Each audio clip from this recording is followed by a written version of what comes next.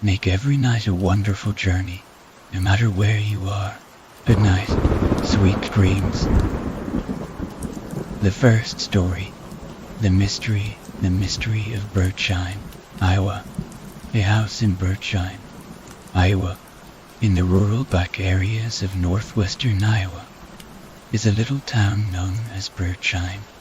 Although never a large town, Bertshine did at one time manage to boast a healthy population of nearly 2,000 or so. Around 1985, however, census records indicated a noticeable drop in population, so much so that an investigation was launched at the time. Many of the few remaining townsfolk interviewed were also already talking about moving elsewhere, and some of those who were willing to participate in the interview process would share disturbingly similar stories. Most of the townspeople all said the same thing. Business in the areas was no longer what it used to be, so making a living was getting harder.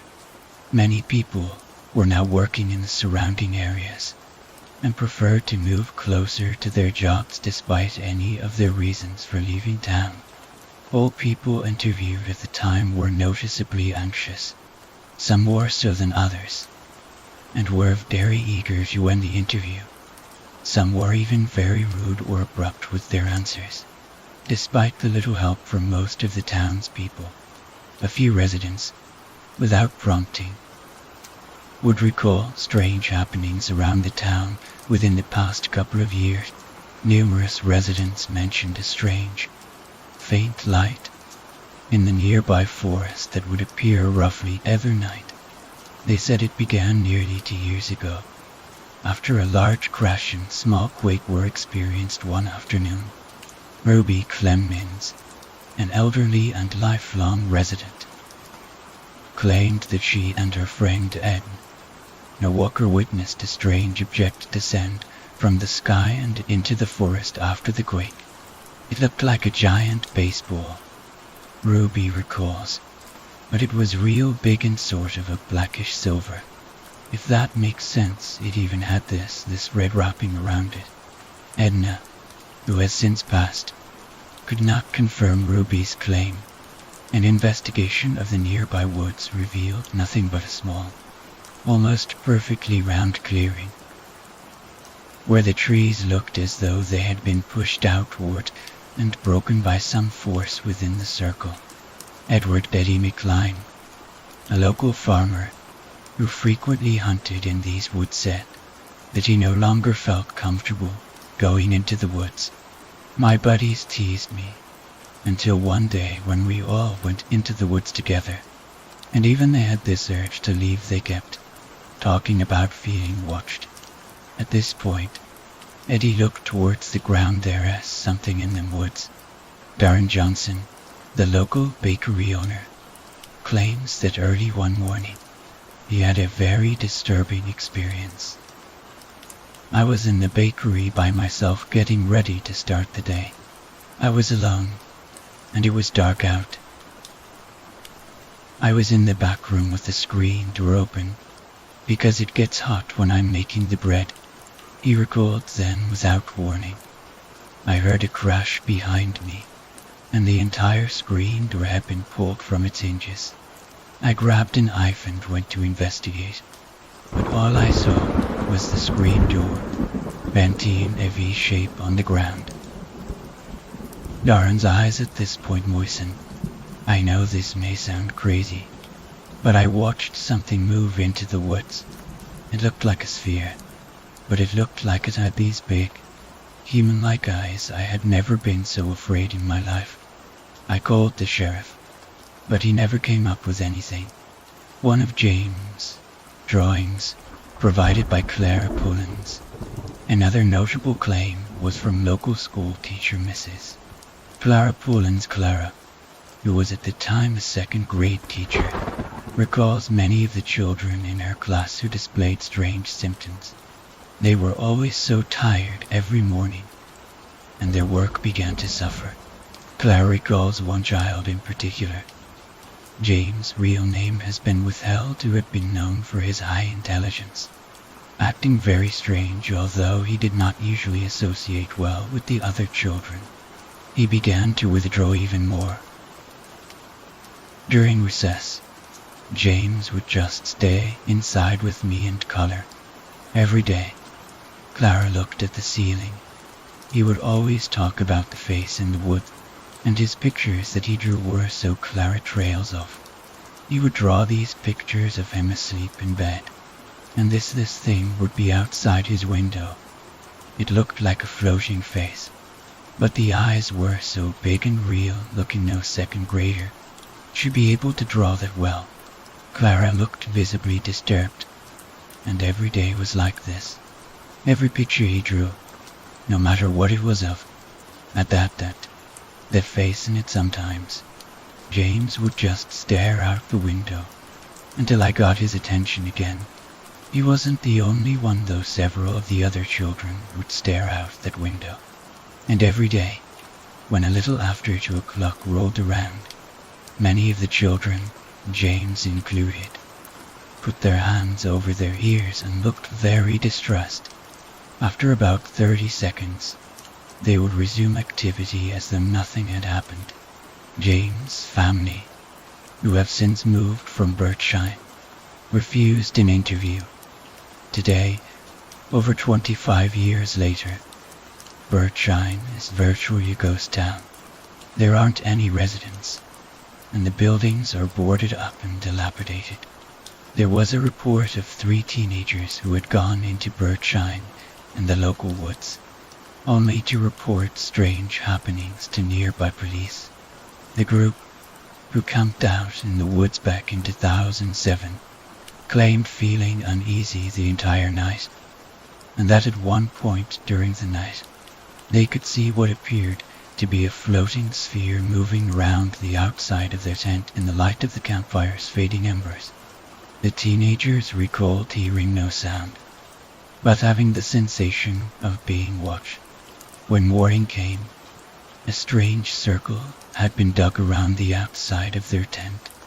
Other than that, nothing had happened. The teenagers immediately left and refused to return with investigators. Whatever happened in Bertshine has never been explained. However, two strange phenomena have occurred. Every member of the last 4 families to leave Bertshine, including Eddie McCline's family, have all since passed away, and the 3 teenagers who camped there in 2007 are now on the missing persons list. The second story, the ending. The ending, a fitting term. It has in fact ended. I write this from my one small corner, the small space that I work to deem safe. Every day, every horrible day, is a struggle to stay sane. I am getting ahead of myself. I suppose I should start with a brief summary of what happened. My name is Ridley Pierce. I made a living as a freelance writer. I had a studio apartment in Toronto. I drove a Ford F-250. I lived on Junior Mints, and yes, I was still happy doing my passion, living in peace. Then it happened. I use the term because the public in general was never informed what it was. The widest speculation was that it was some result of pollution. Thus is the general politician's idealism. It took effect on the 16th of June, 1998. I remember it vividly. I was not getting any good deals on my scripts, so I was down on my money. I went to the corner store to get a few groceries, and I heard it an absolute blood-curdled scream. I glanced toward the front of the store. Everyone was running. My first thought was a murder. I had never seen a murder, but I had seen a man get mugged, and that alone was not pretty. It was then that I saw my first infected. In life, he was a middle-aged man, probably worked construction. He was dressed like it now. In this state, he was clammy and pale.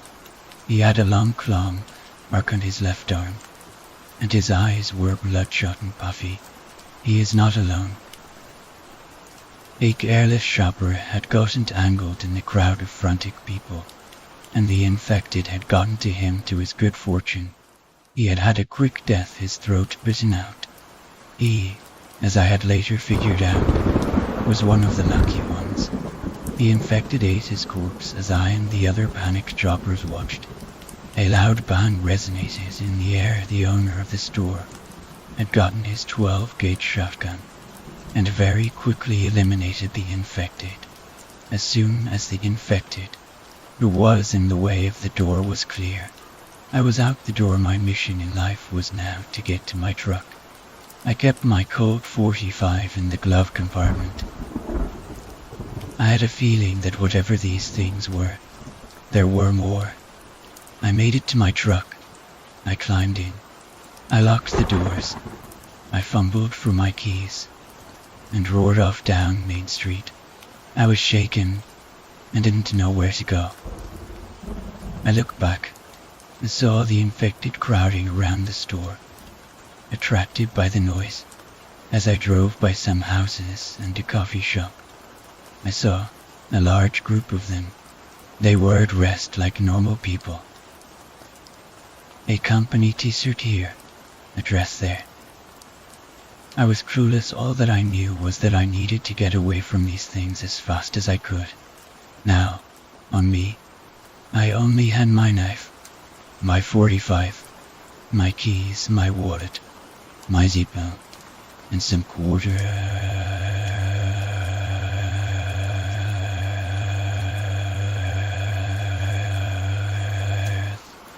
As I drove toward my house, I saw not more, but tons more, on the sides of the road, near houses, in houses as I drove, far exceeding the speed limit. I would occasionally glance out my window. I saw people running from the infected, people fighting the infected, people getting eaten by the infected. I pulled into my driveway. I saw my neighbor running out of the building. I saw an infected version of my landlord running after him. I remember shooting him. Guess he won't be bothering me about rent anymore. I ran inside. I ran to my apartment. I locked the door and barricaded it with my dresser and bed. I boarded up the 2 windows. I gathered my wits. I needed to find out what was going on. I turned on the TV, nothing. I sat down and I waited. That was 5 days ago. I ran out of decent food 3 days ago. Running water stopped just before that. Oh God, the dehydration is horrible, but I still have my handgun for rounds enough for 3 infected. If it comes to that, I'll know what to do. The 3rd story, Midget Mansion. The city of San Antonio, Texas is home to many ghosts and legends, but few are more disturbing than the legend of Midget Mansion. As the legend goes, in the early 1920s, a wealthy family of little people, a father, a mother, and 2 children, moved to San Antonio. The father had made a lot of money appearing as a midget in Hollywood films. He had always resented having to live in houses that were built for normal-sized people, as this was inconvenient for him and his family. When he was wealthy enough, he designed a tiny mansion for his family. It was entirely built to scale. Down to the last detail, there were tiny stairs, tiny toilets, and her knobs lower on the door. On the door she also had contractors built several tiny houses next to the mansion that were meant to servants' quarters, but for some reason he hired normally sized people as housekeepers and servants. This was possibly because of the discrimination they had faced all of their lives. The midget family was said to have hated normal-sized people, as they had been, no pun intended, looked down upon by so many of them. They took their anger out on the servants, treating them very poorly. The servants were forced to live and work in tiny, cramped and very confined spaces that were intended not only for little people, The midget family enjoyed watching their tall servants struggling to cope with their dwarfed surroundings. This mistreatment went on for a long time, until finally one of the servants snapped. In a fit of rage, he set fire to the mansion and unleashed an attack on the midget family with an axe as they tried to flee. As they lay dying, the crazed servant gathered up their bodies and stuffed them into a bedroom closet. Then he took his own life. Firefighters managed to quench the flames and the horrible deed was discovered. Maybe because of its bizarre history, the property remained vacant for many years. It came to be known by locals as Midget Mansion, and neighbors said that it was haunted. They heard screams and saw figures moving about inside the house even though it was vacant, and had been that way for a very long time. People who have visited the mansion claimed to hear strange sounds of scratching coming from inside the walls. The sounds seemed to be loudest in the bedroom closet,